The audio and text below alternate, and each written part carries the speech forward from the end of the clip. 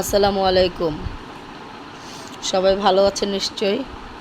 আর যে যেখানেই আছেন, আল্লাহর রহমতে সকল মানুষ যেন ভালো থাকেন, আমি আল্লাহ তাআলার কাছে সেই দোয়া করি।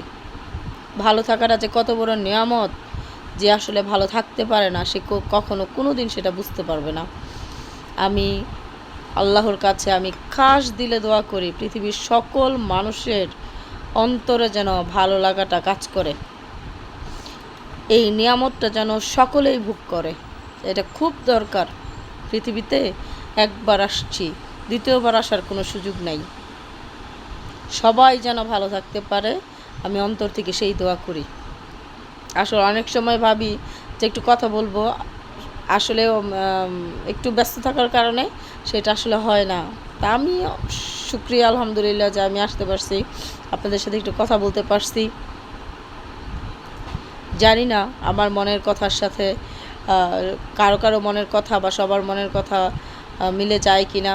সবার মনের কথা তো মিলবে না, তবুও মানুষের দুঃখের সাথে দুঃখ, সুখের সাথে সুখ কখনো কিন্তু মিলে যায়। আপনারা জানেন পৃথিবীতে যে কত অদ্ভুত ঘটনা ঘটে আপনারা কল্পনাও করতে পারবেন না। এই পৃথিবীর মানুষের লোভ, লালসা, হিংসা, বিদ্বেষ কোথায় গিয়ে পৌঁছাইছে মানুষ নিজেরাও জানে না। বেহেশত, দুজক বইপত্রেই থাকে, মানুষের মস্তিষ্কে ঢুকে না। সাধারণ জিনিসকে সাধারণভাবে চিন্তা করার ক্ষমতা কারো নাই, কারো নাই, কেন নাই জানি না। এই চুল, মাথার চুল একটা সময় বেশ ভালো ছিল, এখন নাই, ঝরে গেছে। এক সময় খুব হাসতাম, হাসি নাই, শেষ হয়ে গেছে। যেটুকু হাসি আছে কৃত্রিম। আজকে আমি আছি, আপনারা আছেন। আজকে এই মুহূর্তে বুক ভরা নিঃশ্বাস নিতেছি, দেখেন বুক ভরা নিঃশ্বাস নিতেছি, তাই না? কত নিয়ামত। আলহামদুলিল্লাহ, আলহামদুলিল্লাহ, শুকরিয়া আলহামদুলিল্লাহ। সব কিছুই মহান আল্লাহ তাআলার জন্য। আমাদের সৃষ্টি যদি সত্যি হয়ে থাকে, আমাদের তো মরণটাও সত্যি। আমরা কি মরব না? আমরা কি আসলে বেঁচে থাকার মতো আমাদের কোনো সুযোগ আছে কি না? 50, 60, 70, 80 এর বেশি আমাদের বেঁচে থাকার কোনো সুযোগ আছে কিনা আপনারা বলেন, হাত তুলেন একটু। আমার একটু জানান তো ভাই, প্লিজ। আমি একটু জানতে চাই, কে এরকম 1000 বছর বাঁচার জন্য দুনিয়াতে আসছেন? এই মুহূর্তে নিঃশ্বাসটা এরকম করে ধরেন তো, দেখেন তো বাস্তবতা কি, কতক্ষণ আপনার জীবনটা চলে। আল্লাহ বাঁচায় রাখছে, আল্লাহর ইচ্ছায় বাইচা আছি। সৃষ্টি যদি সত্য হয়ে থাকে, মরণ যদি সত্য হয়ে থাকে, বেহেশত দুজক যদি সত্য হয়ে থাকে, তাহলে এই যে জীবন নিয়ে গরিমা করতেছি, এই যে টাকা পয়সা নিয়ে, জীবন নিয়ে এত গরিমা, এত অহংকার, এগুলোর কি হবে? কোথায় যাবেন এই অহংকার নিয়ে বলেন? আচ্ছা, একটা সময় মানুষ বুঝে না, অহংকার করে, কিন্তু মানুষের বয়স বাড়ার সাথে সাথে অহংকার যদি বাড়ে, তাহলে তো এটা খুব দুঃখজনক বিষয়। এর চেয়ে তো দুঃখজনক বিষয় আর হইতে পারে না। আত্মীয়র সাথে আত্মীয়, ভাইয়ের সাথে বোন, বোনের সাথে ভাই, ভাইয়ের সাথে ভাই, পাড়াপড়শির সাথে পাড়াপড়শি বসে যদি হাসি দিয়ে দুটা কথা বলার সুযোগ না পাই, যদি সেই সুযোগ তৈরি না করি, লোভের কারণে, হিংসার কারণে, টাকার গরমে, তাহলে আমরা কত দুর্ভাগা জাতি বলেন তো। মহানবী সাল্লাল্লাহু আলাইহি ওয়াসাল্লামের উত্তরসূরি হইয়া আমরা কত দুর্ভাগ্য নিয়ে আসছি, বা আমরা সেই দুর্ভাগ্য বহন করতেছি। মরণ সত্যি ভাই, মরণ সত্যি। এর চেয়ে বড় সত্যি তো পৃথিবীতে আর হইতে পারে না। আপনি আসছেন, আপনি যাবেন। আপনি আসছেন, আপনি অবশ্যই যাবেন। একটা টাকা নিয়ে যান তো ভাই, এক কাঠা জায়গা নিয়ে যান ভাই, যান। আমার বাবা মারা গেছে, আমার মা মারা গেছে, অনেক সম্পদ রেখে গেছে।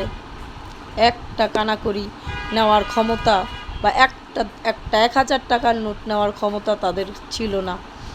যদি পারতাম নিজের কিডনি বিক্রি করে, নিজের সব বিক্রি করে দিয়ে একটু দিয়ে দিতাম বাবা মার সাথে। কই আমার বাবা মা কোথায় আছে?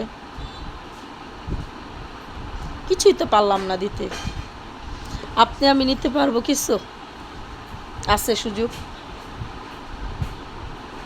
নাই, কোনোভাবেই নাই। কাফনের তো পকেট নাই, কোনো জীবনেও ছিল না। আপনি আপনার টাকার গরমে, আপনি আপনার অহংকারের গরমে আপনি মানুষকে ঠকাইতেছেন, মানুষের সাথে আপনি খারাপ করতেছেন। মাফ চান, মাফ চান ভাই, মাফ চান। এটা সম্ভব না। আপনি আল্লাহর কাছে মাফ না চাইলেন, আপনি মানুষকে ঠকাইয়া গেলেন। আপনারা তো আসলে আপনারা আমি জানি না, কেউ সরি আমি দুঃখিত, কেউ তো জানি না ন্যায় কী আর অন্যায় কী, অহংকার কী আর নিরহংকার কী, কী বিষয়টা কেউ জানেই না। তাহলে যে জানে না তাকে আপনি এগুলো হাদিস শোনায়া লাভ নাই। এই ভেতর থেকে বদলাইতে হবে। আপনি যদি 1 টাকা নিয়া, একটা আধুলি নিয়ে যদি আপনি কবরে না যাইতে পারেন, তবে সেই টাকার জন্য আপনি মানুষকে কখনো ঠকায়েন না। ডাল আছে, ডাল দিয়া খান। 1 কাপড় 2 কাপড় আছে, সেইটাই পরে থাকেন। আপনার অট্টালিকা আপনি না করেন, আপনার অট্টালিকায় না থাকেন, আপনি মানুষ ঠকায়েন না। উপরওয়ালা যার রিজিকে যতটুকু রাখছে, যার ভাগ্যে যতটুকু রাখছে, সেই ভাগ্যকে বাড়ায়া টাইনা সেটা বাড়ানোর কেউ চেষ্টা করেন না ভাই। কাউকে ঠকায়া, কারো মনে কষ্ট দিয়া আপনি 1 কদম চলবেন, 10 কদম চলবেন, 11 কদমে আপনি পিছলায়া পড়বেন। আপনারা বলেন যে হ্যাঁ ভুল বলতেছি, একসময় কিন্তু আপনাদের এই উপলব্ধি আসবে, একটা সময় পরে। সেই সময় থেকে আজকের সময়ে ফিরে আসার আর কখনো কোনো সুযোগ থাকবে না। আপনারা, আমরা তো এমন এক জাতি যে মানুষকে আঘাত করি। আঘাত করার পর সে কেন ব্যথা পাইল, ব্যথা পেয়ে কেন উফ বলল, সেই জন্য আমরা রাগ হই। ব্যথা পাওয়া যাবে না।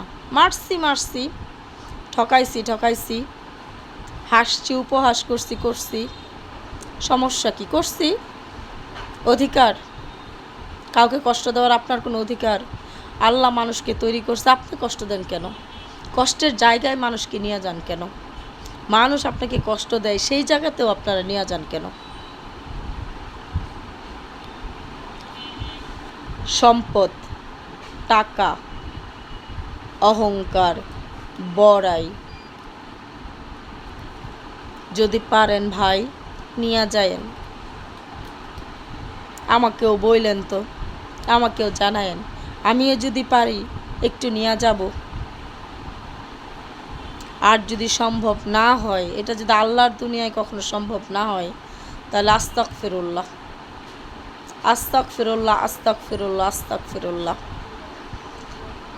ধর্মের চেয়ে, কর্মের চেয়ে সৎকর্ম, ধর্মের চেয়ে, সৎকর্মের চেয়ে, মানবীয় গুণাবলীর চেয়ে বড় সত্য কিছু নাই। বেহেশতে যাবেন, অথচ বেহেশত কিসের বিনিময়ে যে পাবেন, আমরা যে কিসের বিনিময়ে পাবো জানি না। যে যেটুকু জানি ওইটুকু পালন করি, যেটুকু না জানি সেটুকু সেটুকু জানার চেষ্টা করি। না জানা কোনো সমস্যা না। আমি অনেক কিছু জানি না, আমি একেবারে আনাড়ি, আমি কিচ্ছু জানি না। শুধু আমি এইটা জানি, জন্ম সত্য, মৃত্যু সত্য, এইটুকু আমি জানি। আর আমি শুধরাবো, আমি শুধরানোর চেষ্টা করি। আমি প্রতিদিন একটু একটু বদলাই, প্রতিদিন আমি চেষ্টা করি একটু একটু নিজেকে বদলাইতে। পারি না, হয়তো জানি না, হয়তো বুঝি না, কিন্তু আমি যেটুকু জানি পালন করার চেষ্টা করতেছি, করব। আপনাদের কাছে একটা অনুরোধ, আপনারা প্রতিদিন একটু একটু ইতিবাচক পরিবর্তন করার চেষ্টা করেন নিজেকে। এই যে দেখেন দেশের কি অবস্থা, দেখছেন দেশের কি অবস্থা, দেখছেন আরেকজনকে অপমান করলে মানুষ খুশি থাকে, আরেকজনকে অপমান করতে পারলে, আরেকজনকে একটা আঘাত করতে পারলে, আরেকজনকে দুটো কটু কথা বলতে পারলে, আরেকজনকে মানুষ হেনস্থা করতে পারলে মানুষ কত খুশি হয় ভাই। দরকার নাই, আপনারা নিজেরাও হেনস্থা হয়েন না, কাউকে হেনস্থা করেন না। এই জীবন শুধুমাত্র আল্লাহর ইবাদতের জন্য, এই জীবন শুধুই আল্লাহর ইবাদতের জন্য, আর কোনো উদ্দেশ্য নেই জীবনের। খালি হাতে আসছি, খালি হাতে চলে যাব। আমি যদি কিছু ভুল বলে থাকি আমার আপনারা একদম ক্ষমা করে দিন, একদম আমাকে ক্ষমা করে দিন। আমি জানি না, আমি আমার খুব ছোট একটা উপলব্ধি থেকে বলছি, নিশ্চয়ই আমার কথা বলার কারণ আছে। যদি কখনো কোনো দিন আমার মনে হয় আমি আপনাদের সাথে সেই কারণ শেয়ার করব। আমি আপনাদের সাথে যখন কথা বলতে ইচ্ছে করে আমি একটু কথা বলবো। হ্যাঁ, আমার খুব ইচ্ছে করলো কথা বলতে, সেই জন্য কথা বললাম। আমার কথায় কোনো ভুল হলে আপনারা আমার ক্ষমা করে দিন।